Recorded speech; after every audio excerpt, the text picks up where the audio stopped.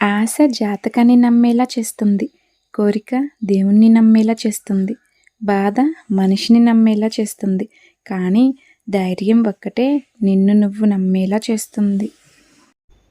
Hi అండి, నేను Swapna. Welcome back to our channel. అందరూ ఎలా ఉన్నారండి? నేనైతే బాగున్నాను. మీరు కూడా బాగున్నారనుకుంటున్నాను. మీరు ఎలా ఉన్నారేంటనేది కామెంట్ బాక్స్లో కామెంట్ చేసేయండి. వీడియో అయితే లాస్ట్ వరకు చూడండి, మీకు నచ్చుతుంది. వీడియో నచ్చితే లైక్ చేయండి, షేర్ చేయండి, మన ఛానల్ని సబ్స్క్రైబ్ చేసుకోండి. ఈరోజైతే మా వారు 5కి వెళ్ళారండి. కొంచెం వేరే పని ఉండి వెళ్ళాలని అయితే వెళ్ళారనమాట. అంటే ఆఫీస్ వర్కేనండి. అందుకని మేమైతే చాలా లేట్గా లేచాను అనమాట. 9 అయిందండి. 9కి లేచాను. పిల్లలైతే ఇంకా నిద్రపోతూనే ఉన్నారు. పిల్లల్ని కూడా ఇప్పుడే లేపి బ్రష్లు అవి అయితే చేయించాను. పిల్లలు నిద్ర లేచిన తర్వాత బ్రష్లు చేసుకునేటప్పుడు నేనైతే ఉప్మా అయితే చేస్తున్నానండి. ఈరోజు టిఫిన్ ఏం లేదనమాట. అందుకని ఉప్మా అయితే చేస్తున్నాను. ఇడ్లీ పిండి దోశ పిండికి అయితే ఏం పోయలేదు. రేపు ఊరికి వెళ్ళాలన్నమాట. అందుకని నేనే నానబెట్టలేదనమాట. దోశకి కానీ ఇడ్లీకి కానీ. ఇక్కడ వచ్చేసి ఉప్మా చేస్తున్నాను పిల్లలకి, నాకేనండి. మా వారికి, మా ముగ్గురికి అయితే ఉప్మా చేస్తున్నాను. మా పిల్లలైతే ఉప్మాలో పంచదార వేస్తే ఇష్టంగా తింటారనమాట. మా బుడ్డోడైతే పంచదార వేస్తే తింటా మమ్మీ నేను అని అయితే అంటున్నాడు. అందుకని నేను ఉప్మాలోకి ఎలాంటి చట్నీ కూడా చేయట్లేదండి. పంచదారతోటే తిందామని అయితే అనుకుంటున్నాను. ఈరోజు కొంచెం లూజ్గా ఉప్మా చేద్దామని అయితే అనుకుంటున్నానండి. పొడి పొడిగా కాకుండా ఇదిగో ఇలా అనమాట.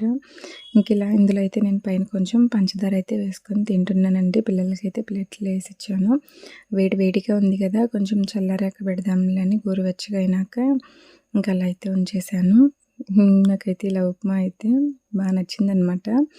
ఎప్పుడు మనం ఒకేలా కాకుండా ఒక్కొక్కసారి ఇలా కూడా ట్రై చేయండి. టేస్ట్ అయితే చాలా బాగుంటుంది. తిన్న తర్వాత మా పాపకి జడేస్తా రమ్మంటే రాకుండా బట్టలు అవి సర్దుకోమన్నాడు డాడీ, ఈరోజే పెట్టుకోమన్నారు అని. బట్టలు మొత్తం చూడండి ఎలా పడేశారో ఇద్దరు కలిసి. నాకైతే వీటిని చూస్తే భయమేస్తుంది. ఇవన్నీ నేను ఎప్పుడు సర్దాలి, ఎప్పుడు పెట్టాలి అని మొత్తం కింద పడేశారండి. వీటిని అన్నిటినీ నేను సర్దాలన్నమాట. నాకైతే చుక్కలు చూపిస్తున్నారు వీళ్ళైతే ఇంటి దగ్గర ఉండి. నేను ఏమేమి తీసుకెళ్లాలో నేను సర్దుతా కదా, వాళ్ళకి ఎందుకు చెప్తే వినకుండా మొత్తం కింద పడేశారనమాట. నాకు అది వద్దు, ఇది కావాలి అనుకుంటా. ఇంకేం చేస్తాం, మళ్ళీ నేనే సర్దాలి మొత్తం. నేనైతే ఇక్కడ కూర్చొని నా బట్టలు కూడా పెట్టేస్తున్నాను. నేను ఇక్కడ నా బట్టలు అవి సర్దుకుంటుంటే మడత పెట్టేసి మా బుడ్డోడు చూడండి, వాడి బట్టలు వాటికి కొన్ని తీసుకొని ఇక్కడ పెట్టేశాడు. అవన్నీ అవసరం లేదురా, కొన్ని అవసరమైనవి నేను పెడతాను అని అయితే చెప్పాను. కానీ వాళ్ళైతే ఇద్దరు సర్దుకొని ఇటు పక్క అయితే పెట్టేశారనమాట. ఇద్దరు చెప్తుంటే వినట్లేదు. ఈ బట్టలన్నీ సర్దేయాలండి, ఏమేమి తీసుకెళ్ళాలి ఏంటనేది ఆలోచించుకొని మొత్తం బ్యాగ్లో అయితే పెట్టుకోవాలన్నమాట. అన్నీ రెగ్యులర్గా వేసుకునేవేనండి, రెగ్యులర్గా వేసుకునేవే పెట్టేస్తున్నాను. శారీస్ కానీ ఏం పెట్టట్లేదు అనమాట. 2 నైటీలు, 4 డ్రెస్సులు అయితే పెట్టేస్తాను. ఎక్కువ అయితే పెట్టాను. పిల్లలకు కూడా అంతేనండి, 2-3 నైట్ డ్రెస్సులు. రెగ్యులర్గా డైలీ వేసుకోవటానికి 4-5 జతలు అయితే పెట్టేస్తున్నాను. ఊరికెళ్ళటమేమో కానీ ఊరికెళ్ళాలంటే ఫస్ట్ నాకు వచ్చే తలనొప్పి బట్టలు సర్దటం అనమాట. అన్నీ జాగ్రత్తగా సర్దుతానే ఉంటానండి. కానీ అక్కడికి వెళ్ళిన తర్వాత అరే అది లేదు కదా, ఇది లేదు కదా అనేది అనిపిస్తూ ఉంటుంది అనమాట. పిల్లలకు కూడా అంతే, బట్టలన్నీ పెడతాను. ఏదో ఒకటి తక్కువ అవుతూనే ఉంటుందండి. ప్యాంటు, టీషర్టు ఇలా అయితే ఉంటుందన్నమాట. నాకు కూడా డ్రెస్సులన్నీ పెట్టుకుంటానండి. ఈ డ్రెస్ ఇంతటి సరిపోతే లేని ఆలోచించుకొని అన్నీ సర్దుతానమాట.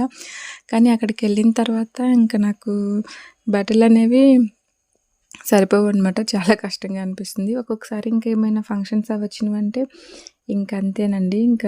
కట్టుకోవడానికి చీర కూడా ఉండదనమాట. నేను చీరలు అయితే అసలు తీసుకెళ్ళట్లేదు నిజానికి. ఈ డ్రెస్సులే, ఇవి కూడా రెగ్యులర్గా వేసుకునేవేనండి. కొత్తవి అయితే ఏం కాదనమాట, డైలీ వేసుకునేవే పెట్టేస్తున్నాను. పిల్లలకు కూడా సమ్మర్ హాలిడేస్ ఇచ్చారు కదా, ఒక వారం 10 రోజులు ఉందాంలే అన్నట్టుగా అయితే వెళ్తున్నాము. ఊరికైతే ఈరోజు వెళ్ళట్లేదండి, రేపు వెళ్తాము. కాకపోతే ముందే అన్నీ సర్దేసి పెట్టానమాట. తర్వాత గుర్తుండదు నాకు ఇంకేమేమి పెట్టాను ఏంటనేది. హడావుడైపోతుంది కదా, పిల్లల బట్టలు కూడా అంతే.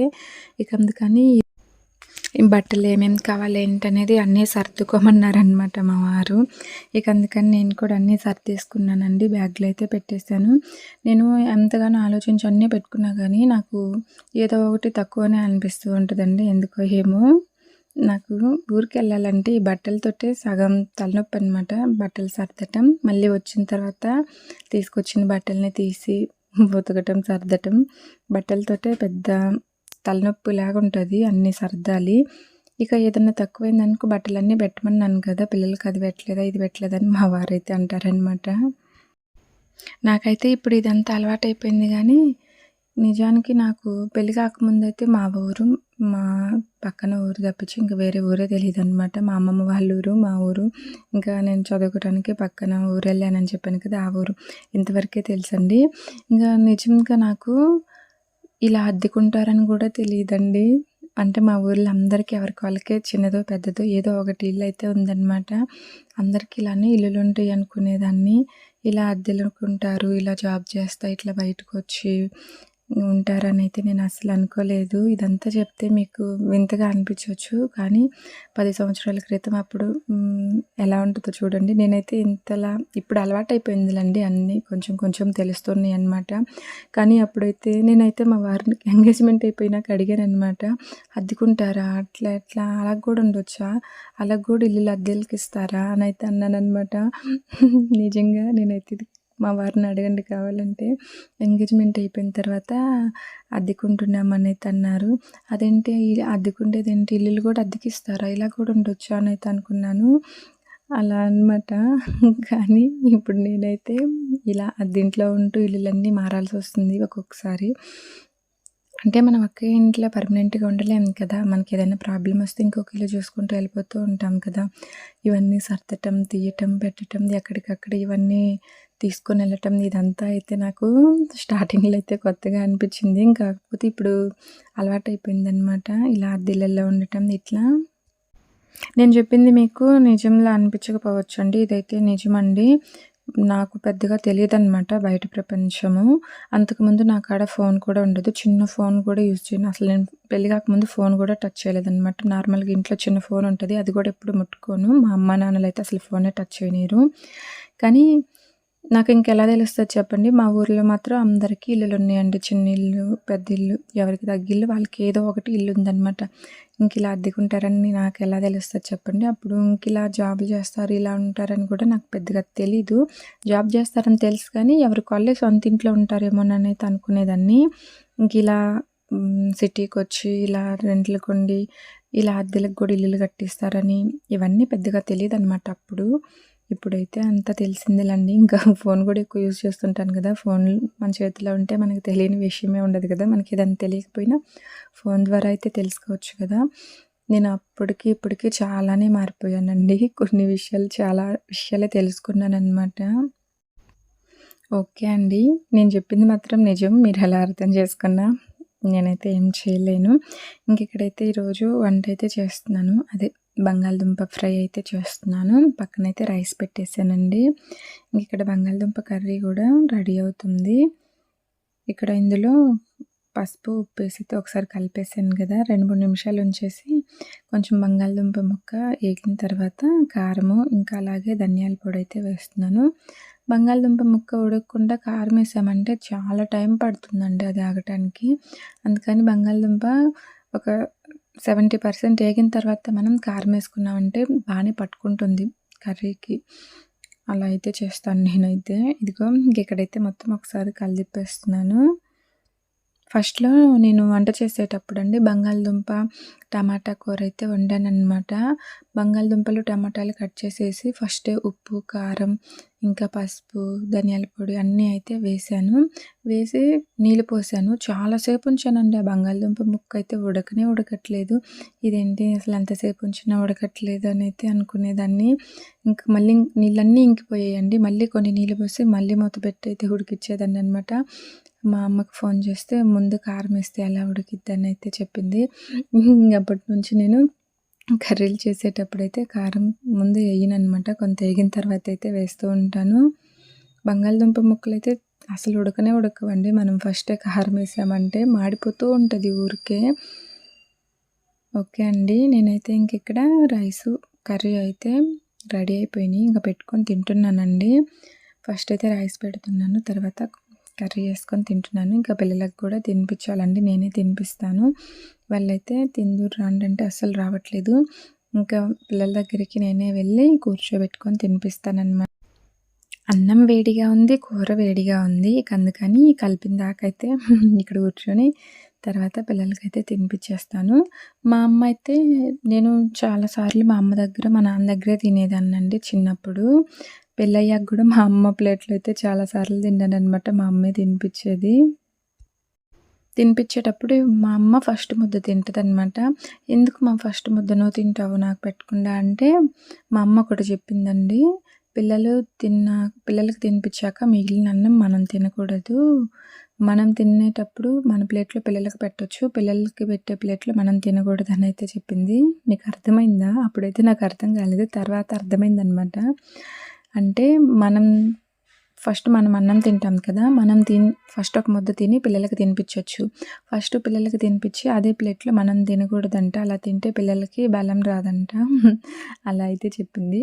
మా వదిన కూడా అలానే చెప్పిందండి. మా వదిన మా అల్లుడికి తినిపిచ్చేటప్పుడు అప్పుడు అర్థమైందనమాట నాకు. అంతకుముందయితే మా అమ్మ చెప్పినప్పుడు పెద్దగా ఏం అర్థం కాలేదు. మా వదిన మా అల్లుడికి ఒక చిన్న గిన్నెలో ఏసి తినిపిచ్చిద్దండి. మిగిలితే అలానే పడేసిద్దనమాట. ఒక్కొక్కసారి మా వదిన తింటూ ఉంటది. తినేటప్పుడు మా బుడ్డోడికి తినిపిచ్చిద్దనమాట. అంటే మా అల్లుడికి తినిపిచ్చేటప్పుడు వదిన మొన్న అడిగితే అల్లుడికి తినిపిచ్చింది మనం తినకూడదనైతే అన్నావు కదా! ఇప్పుడు ఎట్లా తింటున్నావంటే, తిక్కలదానా మొన్నేమో మీ అల్లుడికే సెపరేట్‌గా ఏసి తినిపిచ్చాను. ఇప్పుడు నేను తినే ప్లేట్‌లో వాడికి తినిపిస్తున్నా అనైతే అప్పుడు చెప్పిందనమాట అలా. ఇంకా అలా అయితే ఓహో! ఇలానా అని నాకప్పుడు అర్థమైందనమాట. ఎప్పుడైనా సరే మనం తినేటప్పుడు మనం తినే ప్లేట్‌లో పిల్లలకి తినిపిచ్చొచ్చు గానీ, మనం ప్రత్యేకంగా పిల్లల కోసం ఏసిన ప్లేట్‌లో పిల్లలు తింటుంటే వాళ్ళకి తినిపిస్తూ మిగిలింది మనం తినకూడదంట. అందుకే ఎప్పుడైనా సరే పిల్లలకి సరిపడా కొంచెమే ఏసి తినిపిచ్చాలనైతే చెప్పింది. వేస్ట్ చేయకుండా. దీని గురించి మీరేమంటారు? ఇది ఎంతవరకు నిజమో, అబద్ధమో అని ఆలోచిస్తున్నారా? నాకు తెలిసైతే ఇది నిజమేనండి. నేనైతే ఇలానే చేశాననమాట మా ఇద్దరు పిల్లలకి. వాళ్ళ వరకు ఫస్ట్ నేను తినిపించాలనుకున్నప్పుడు కొంచెం వేసి తినిపిస్తుంటాను. మేము ఆ ముగ్గురం పిల్లలతో పాటు నేను తినాలనుకున్నప్పుడు ఫస్ట్ ముద్ద నేను తిని పిల్లలకైతే తినిపిస్తానండి. నేనైతే ఇలానే చేస్తాను. మరి ఇది ఎంతవరకు కరెక్టో కాదో మీరు ఆలోచించి కామెంట్ చేసేయండి. అన్నీ అందరు నమ్మరు కదండీ! ఒక్కొక్కళ్ళు నమ్ముతారు, ఒక్కొక్కళ్ళు నమ్మరు. అలాగే మీకు ఈ విషయం ఎలా అనిపించింది ఏంటనేది కూడా కామెంట్ చేసేయండి. ఓకే అండి. నేనైతే తిన్న తర్వాత ఇక్కడ ఈ గిన్నెలన్నీ అయితే తోమేద్దామని తోముతున్నానండి. మామూలుగా ఉదయమే టిఫిన్ అంట్లు అప్పుడే తోమేయాల్సిందే కానీ నీళ్ళైతే రావట్లేదనమాట. ఇక అందుకని గిన్నెలన్నీ అలానే ఉంచేసాను. ఇప్పుడైతే వస్తున్నాయి.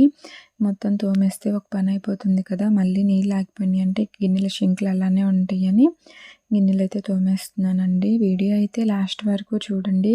మీకు నచ్చుతుంది. వీడియో నచ్చితే లైక్ చేయండి, షేర్ చేయండి. మన ఛానల్‌ని సబ్స్క్రైబ్ చేసుకోండి.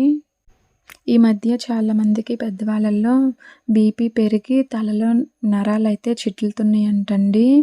ఇలా అయితే చాలామందికి జరిగింది. ఇప్పుడు మొన్నే ఒక వారం అవుతుందనమాట. మా నాయనమ్మ చనిపోయారు. బీపీ పెరిగి తలలో నరాలైతే చిట్లినియంటండి.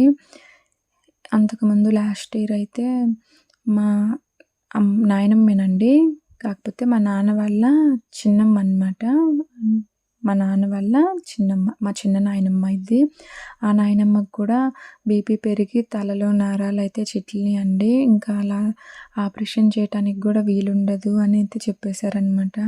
ఇలా ఎందుకు జరుగుతుందో ఏమోనండి. బీపీ పెరిగి తలలో నరాలు చిట్లుతున్నాయని నేను ఈ మధ్యనండి చాలా మందికి చూస్తున్నాను. ఇలా మా అమ్మ వాళ్ళ ఊర్లో అయితే 2, 3కి జరిగిందండి. ఇప్పుడు మా అత్తయ్య వాళ్ళ ఊర్లో అనమాట. మా నాయనమ్మ వరుస అవుతారు. మా పొందూరూళ్ళేనండి. ఇక ఆ నాయనమ్మకి కూడా ఇలానే జరిగిందండి. బీపీ పెరిగి తలలో నరాలైతే చిట్లినియంట. ఇలా అయితే ఎందుకు జరుగుతుందో ఏమో తెలీదు కానీ నేను ఈ మధ్య ఇలా చాలామందికే వింటున్నానండి. తెలిసిన వాళ్ళు కూడా చాలామంది ఇలానే చెప్తున్నారు. చనిపోయారని చెప్తుంటే ఎందువల్ల ఏంటంటే బీపీ పెరిగి తలలో నరాలైతే చిట్లిపోయినాయి అని అయితే చెప్పారు. ఇది కూడా పెద్దవాళ్ళల్లోనే చూశానండి. నేను ఇప్పటి వరకు నాకు తెలిసిన వాళ్ళల్లో పెద్దవాళ్ళకి ఇలా జరుగుతుంది. అదే బీపీ పెరిగి తలలో నరాలు చిట్లితం ఎవరికైనా జరిగిద్దంటండి. నాకు అది తలుచుకుంటేనే చాలా భయంగా ఉంది. నిజానికి నాకు దీని గురించి పెద్దగా ఏం తెలీదండి. చెప్తుంటే వింటున్నాను అంతే అనమాట. తెలిసిన వాళ్ళు చెప్తుంటే ఇలా జరిగిందని విని భయపడుతున్నాను. నాకు అలా జరిగిందంటేనే చాలా భయమొస్తుంది. ఇలా ఎందుకవుతుందో ఏమో! దీని గురించి పెద్దగా నాకు కూడా తెలీదండి. ఓకే అండి. ఇక్కడైతే నేను గిన్నెలన్నీ తోమేసానండి. ఇక్కడున్న గిన్నెలైతే స్టాండ్‌లో అయితే సర్దేస్తున్నాను. ఇక నేను ఈ వ్లాగ్ అయితే ఇంతే షూట్ చేశానండి. ఈ వీడియో మీకు ఎలా అనిపించిందో చెప్పండి. ఈ వీడియో మీకు నచ్చితే లైక్ చేయండి, షేర్ చేయండి. మన ఛానల్‌ని సబ్స్క్రైబ్ చేసుకోండి. Thank you for watching. మరొక మంచి వీడియోతో